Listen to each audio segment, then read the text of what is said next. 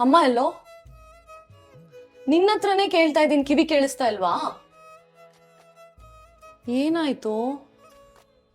ಏನು ಫುಲ್ ಜ್ವರ ಬಂದಿರೋಂಗಿದೆ. ನೀನು ಎದಳು, ನಾನು ಹೋಗಿ ಬಿಸಿನೀರು ಕಾಯಿಸ್ಕೊಂಡು ಬರ್ತೀನಿ.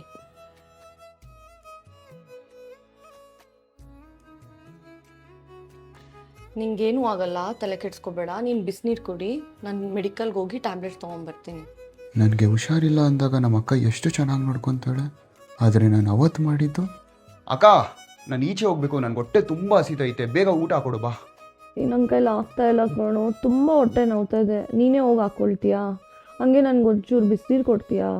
ಹೌದು, ನೀನು ಮೂರು ದಿನಕ್ಕೂ ಹೊಟ್ಟೆ ನೋವು ಇರುತ್ತೆ. ಬಾ ಫಸ್ಟ್ ಎದ್ದು ಬಂದು ನನಗೆ ಊಟ ಕೊಡು, ಆಮೇಲೆ ಹೆಂಗಾರ ಸಾಯಿ. ಎಲ್ಲ ಅಕ್ಕನೂ ಅವ್ರ ತಮ್ಮನ್ನ ಅವ್ರ ಅಮ್ಮನ ಥರನೇ ನೋಡ್ಕೊತಾರೆ.